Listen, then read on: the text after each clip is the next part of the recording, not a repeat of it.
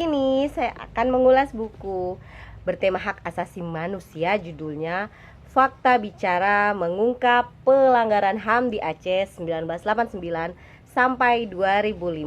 Seperti apa ulasannya? Saksikan terus ya.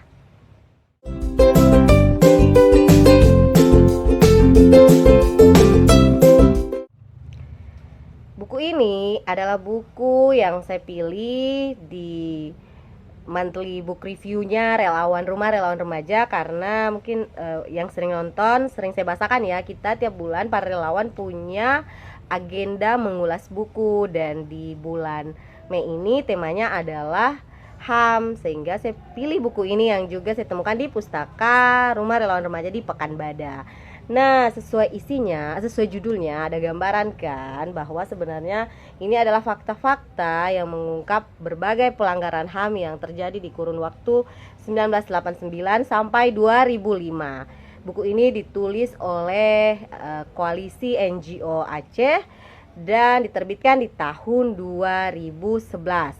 Ada berbagai pembahasan, misalnya di bagian awal dijelaskan tentang kenapa masih banyak pelanggaran HAM yang belum selesai sampai sekarang kasusnya.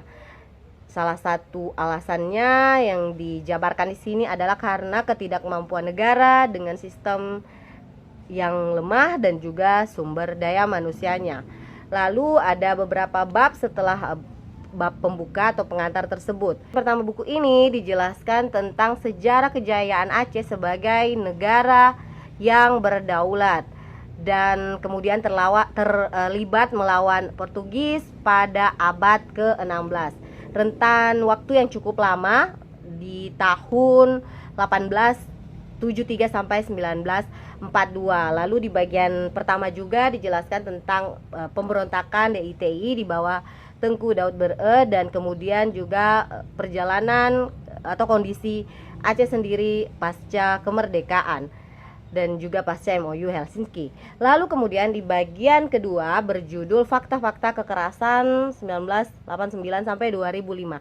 Nah, di sini dijelaskan dari berbagai sudut pandang korban di berbagai tragedi pelanggaran HAM yang banyak sekali di Aceh dan belum terselesaikan. Salah satu misalnya di Simpang KKA, lalu kemudian di Rumah Gedong, lalu kemudian di daerah Lok Semawe, dan masih banyak bagian-bagian daerah di Aceh yang pernah terjadi pelanggaran HAM. Dan di sini di bagian kedua ini berbagai narasumber menjelaskan cerita tersebut dan membuat para pembaca semakin mengerti kondisi yang dialami oleh korban. Dari perjalanan atau pengalaman dari korban, di bagian kedua juga kita akan menemukan berbagai tabel yang memudahkan pembaca untuk mengerti semisal berapa jumlah korban. Dan menurut saya bagian itu selain dari cerita personal membuat kita bisa semakin mengerti.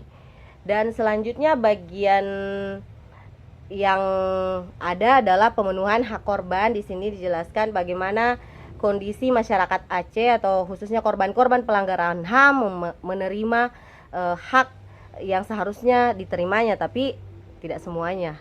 Dan itu dijelaskan di sini. Lalu di bagian terakhir ada berbagai artikel tentang belum selesainya pemenuhan hak korban dari berbagai tulisan para aktivis HAM, dan ditulis dari berbagai perspektif tentunya. Buku ini sangat menarik menurut saya, dan yang mau tahu kondisi Aceh apalagi sebelum tsunami terjadi, bisa mendapatkan banyak referensi dari buku yang tidak terlalu tebal menurut saya, tapi syarat akan isi. Oke, itu aja, semoga bermanfaat dan sampai jumpa di ulasan buku selanjutnya.